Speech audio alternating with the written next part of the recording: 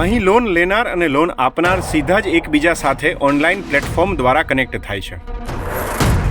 ભારતમાં લેનદેન ક્લબ, રૂપી circle, cash Kumar અને લોન બાબા જેવા અનેક પ્લેટફોર્મ અવેલેબલ છે. આજનો ટોપિક ઇન્ટરેસ્ટિંગ અને યુઝફુલ છે, જે તમને હાઈ રિસ્ક સાથે હાઈ રિટર્ન ઇન્વેસ્ટમેન્ટ કરવામાં અને એક્સ્ટ્રા આવક ઊભી કરવામાં મદદ કરશે.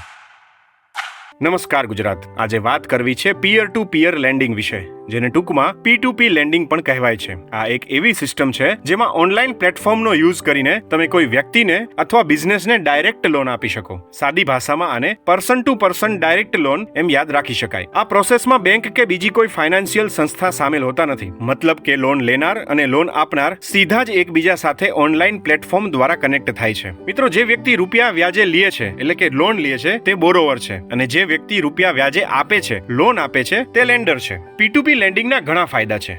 જો તમે લોન આપો છો તો તમને સારું એવું ઇન્ટરેસ્ટ એટલે કે વ્યાજ મળી શકે છે, અને જો લોન લેવી હોય તો સરળતાથી અને ઝડપથી લોન મળી પણ જાય છે. P2P લેન્ડિંગ ઓનલાઈન એપ્લિકેશન પર તમે મેક્સિમમ કેટલા રૂપિયાની લોન આપી શકો કે લઈ શકો તે હવે આપણે સમજીએ. વર્તમાન નિયમ મુજબ તમે એક વ્યક્તિને 50,000 રૂપિયાથી વધુની લોન આપી શકતા નથી. તમે એકથી વધુ લોકોને લોન આપો તો પણ કુલ 50 લાખ રૂપિયાથી વધુની લોન આપી શકો નહીં. એક પ્લેટફોર્મ ઉપર 10 લાખથી વધુની લોન આપવા માટે CA નું નેટવર્થ સર્ટિફિકેટ આપવાનું રહેશે. અને જો તમારે આ P2P એપ પરથી લોન લેવી છે તો અલગ અલગ એપનો ઉપયોગ કરીને પણ કુલ 10 લાખ રૂપિયાથી વધુની લોન લઈ શકાતી નથી. ભારતમાં P2P લેન્ડિંગને રેગ્યુલેટ કરવા માટે રિઝર્વ બેંક ઓફ ઇન્ડિયાએ ખાસ ગાઈડલાઇન્સ બનાવી છે. P2P લેન્ડિંગ પ્લેટફોર્મ્સે RBI પાસેથી નોન બેન્કિંગ ફાઇનાન્શિયલ કંપની એટલે કે NBFC તરીકે રજીસ્ટ્રેશન કરાવવું જરૂરી છે. P2P પ્લેટફોર્મ એને લેન્ડર અને બોરોવર બંનેની ક્રેડિટ હિસ્ટ્રી ચેક કરવી જરૂરી છે. RBI ના રૂલ્સ અનુસાર P2P લેન્ડિંગ પ્લેટફોર્મ્સે લોન સુવિધા માત્ર ને માત્ર ઓનલાઈન આપવાની હોય છે. હવે આપણને પ્રશ્ન થાય કે જો મારે P2P લેન્ડિંગમાં લેન્ડર એટલે કે લોન આપનાર બનીને રૂપિયા ઇન્વેસ્ટ કરવા છે તો શું કરવું? સૌથી પહેલા તો RBI રજીસ્ટર્ડ P2P લેન્ડિંગ પ્લેટફોર્મને સિલેક્ટ કરો.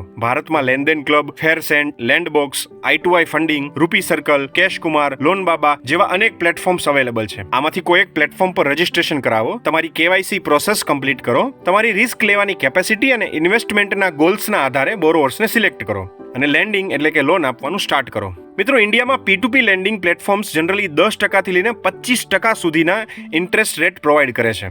ઇન્ટરેસ્ટ રેટ બોરોવરની ક્રેડિટ હિસ્ટ્રી, લોનની એમાઉન્ટ અને લોનનો ટાઈમ પીરિયડ જેવા ફેક્ટર્સ પર આધાર રાખે છે. દરેક પ્લેટફોર્મની પોતાની પોલિસી હોય છે, તેથી ઇન્ટરેસ્ટ રેટ્સ અને ફી અલગ અલગ હોઈ શકે છે. જો કોઈ વ્યક્તિ વ્યાજ ફાઇનાન્સનો ધંધો કરતું હોય તો ગુજરાત મની લેન્ડર્સ એક્ટ મુજબ શરાફી મંડળીનું રજીસ્ટ્રેશન કરાવવું જરૂરી છે. જો કે P2P લેન્ડિંગ એ ઓનલાઈન સુવિધા હોવાથી તેને આ લાગુ પડતું નથી.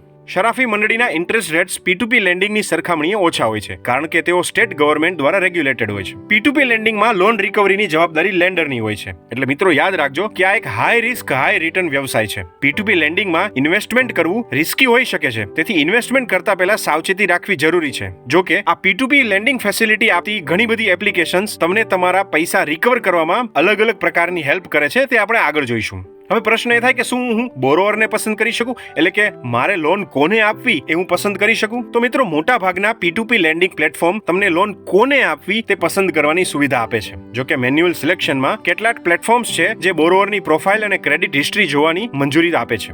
જો તમારે રિસ્ક ઓછું લેવું હોય તો આ એપ્સ ઓટો ઇન્વેસ્ટમેન્ટ ઓપ્શન પણ આપે છે, જેમાં P2P એપ વ્યક્તિની ક્રેડિટ હિસ્ટ્રી વગેરે જોઈને નક્કી કરે છે કે લોન કોને આપવી. બીજો એક ઓપ્શન છે પૂલ લેન્ડિંગ, જેમાં તમારી રકમમાંથી એક જ વ્યક્તિને લોન આપવાને બદલે એકથી વધુ વ્યક્તિ વચ્ચે રકમ વહેંચી દેવામાં આવે છે, જેથી કોઈ એક વ્યક્તિ લોન ડિફોલ્ટ કરે તો પણ લોસ ડિવાઈડ થઈ જાય, એક ઇન્વેસ્ટરના ભાગે બધો લોસ ના આવે. મિત્રો, P2P લેન્ડિંગમાં ઇન્વેસ્ટર્સના પોસિબલ લોસને ઘટાડવા માટે વિવિધ રિસ્ક મેનેજમેન્ટ ટેકનિકનો યુઝ કરાય છે, જેમાં સૌથી પહેલી ટેકનિક છે રિસ્ક કેટેગરાઇઝેશન અને ક્રેડિટ સ્કોરિંગ. આમાં લોન લેનારાઓ એટલે કે બોરોવર્સ એને તેમની ક્રેડિટ હિસ્ટ્રી અને આર્થિક સ્થિતિના આધારે જુદા જુદા વર્ગોમાં મૂકવામાં આવે છે. બીજી ટેકનિક છે ડાયવર્સિફિકેશન અને ઓટો ઇન્વેસ્ટમેન્ટ. પહેલા કહ્યું તેમ રોકાણકારને તેમના નાણાં એક જ લોન લેનારને આપવાને બદલે ઘણા લોન લેનારાઓમાં વહેંચવાની સલાહ આપવામાં આવે છે. ત્રીજું, લોન પુલિંગ એટલે કે પોર્ટફોલિયો આધારિત લોન. આમાં ઘણા રોકાણકારોના નાણાંને ભેગા કરીને એક પોર્ટફોલિયો બનાવવામાં આવે છે અને જુદા જુદા લોન લેનારાઓ વચ્ચે વહેંચવામાં આવે છે. આનાથી રોકાણકારોને કોઈ ચોક્કસ લોન લેનાર પસંદ કરવાને બદલે સમગ્ર પોર્ટફોલિયોમાં રોકાણ કરવાનો લાભ મળે છે, અને એકાદી લોન પરત ના મળે તો પણ જોખમ ઘટી જાય છે. ચોથી ટેકનિક છે પ્રોવિઝનિંગ અને રિઝર્વ ફંડ્સ. આમાં પ્લેટફોર્મ એક અલગ ફંડ રાખે છે છે, જેનો ઉપયોગ લોન લેનારાઓ ડિફોલ્ટ થાય તો રોકાણકારોને થોડું વળતર આપવા માટે થાય છે. કેટલાક પ્લેટફોર્મ રોકાણકારોની કમાણીનો થોડો ભાગ આ ફંડમાં જમા કરાવે છે, જેથી ડિફોલ્ટના કિસ્સામાં નુકસાની ઘટાડી શકાય. જોકે ભારતમાં આ સુવિધા પ્રમાણમાં ઓછી જોવા મળે છે. મિત્રો, 5મી ટેકનિક છે ડેબ્ટ કલેક્શન અને લીગલ એક્શન. જો કોઈ લોન લેનાર લોન ચૂકવવામાં નિષ્ફળ જાય તો પ્લેટફોર્મ બાકી નાણાં વસૂલ કરવા માટે કાનૂની કાર્યવાહી કરે છે. પ્લેટફોર્મ ડિફોલ્ટ કરનારાઓને નોટિસ મોકલીને, થર્ડ પાર્ટી એજન્સીઓની મદદ લઈને અને જરૂર પડ્યે કોર્ટમાં કેસ દાખલ કરીને નાણાં વસૂલ કરવાનો પ્રયાસ કરે છે.